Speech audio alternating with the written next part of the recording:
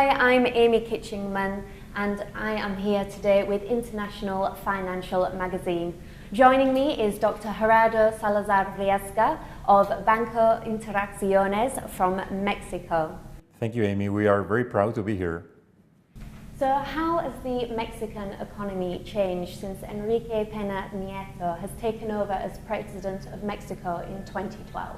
Well, that's a very important question since President Peña Nieto took power and took office. He's providing the foundation in order to execute transformational changes in our economy. That foundation consists more or less of 9 reforms. The most important ones are 4: energy, financial, fiscal, and sub-sovereign government policy. However, we must not disregard the following 5 additional reforms, which is labor, educational, social security, and telecommunications reforms. The combination of this reformist agenda of President Peña Nieto, together with the specific actions that will be taken in the short term, allow me to say that Mexico's moment is not a Mexico's instant. Quite the contrary. Mexico's moment is very well alive and well. So the focus clearly seems to be on an all-round economic development over the next few years. So how does this affect Banco Interacciones' government and infrastructure financing business?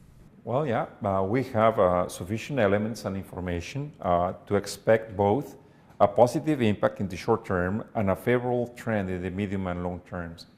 Let me explain myself. In the energy and public infrastructure sides of our business, we did 76% of the total SME factoring volume in 2012, with a 40% market share.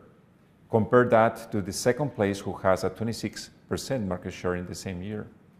From our investors' point of view, we constitute a poor short-term investment play given the scope of the recently approved Mexican energy reform.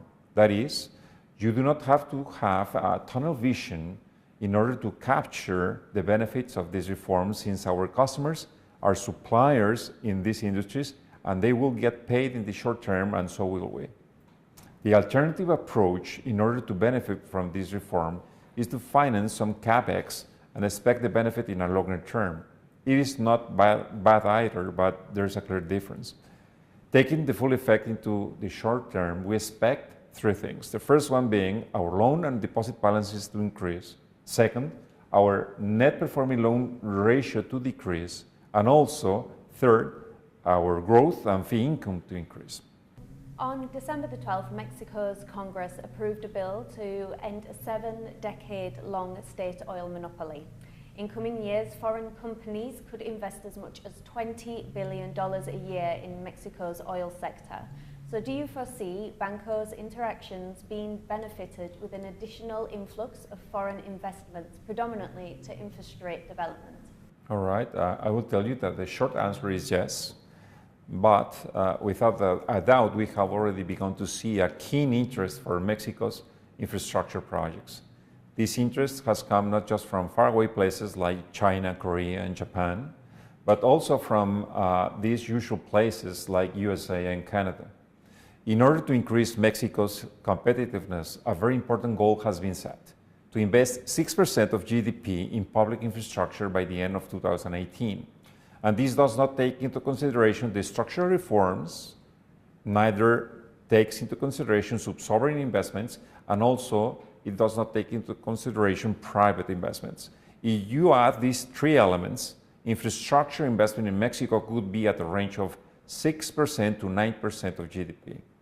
Banco Interacciones has had a 25.1% CAGR in loan volume going to infrastructure projects in the past 5 years. We are very well positioned in order to take advantage of this situation. So can you tell me a little bit more about the SME business? Yeah, sure. We have over 12 years of experience in factoring and receivables financing through 2 platforms. One, the Productive Change Program backed by the most important development bank in Mexico, which is Nacional Financiera, and 2, Banco Interacciones electronic platform. We are the undisputable leader with 29.6% of market share, and we use a unique strategy focus on financing Mexican federal government suppliers. As of now, there are only 39,000 suppliers taken care of in this market, but there is a clear potential for growth given the fact that there are 597,000 registered suppliers of the Mexican federal government. And now, it is also mandatory to process payments through the electronic platform in which we remain and have been leader for the past 7 years. Okay. So Banco Interacciones turned 20 this year. All right. So how has the journey been so far, and what are your hopes for the future? Well, that's a very important question, Amy. I will say that we are about to engage in a growth process like the one we had before. We're going to call this process and project 2 by 2. That is, this means that we will double our balance sheet size, talking about deposits and loans, in 2 years. We have been involved with this kind of processes before. We are accustomed to manage our organization in a flexible and growth-oriented mode. The vast majority of our people knows how this is. So in conclusion, we are planning to celebrate this important benchmark doing what we do best, striving for high growth, low risk, and high profitability. Thank you very much. Well, as a conclusion, and given these very important changes that we were talking about that are going on in our country, I will say we are going to insist in confronting reality continuously in order to maintain an above average understanding of our markets and business fundamentals. So we make decisions and take actions based on that understanding. If our business model needs any calibration, we will be ready, always mixing 3 main ingredients. 1, external realities. 2, internal activities and processes. And 3, financial targets. In that way, we are expected to have good judgment in terms of risk, capital allocation, revenue growth, return on investment, and shareholder value creation. So from Dubai, this is International Finance Magazine.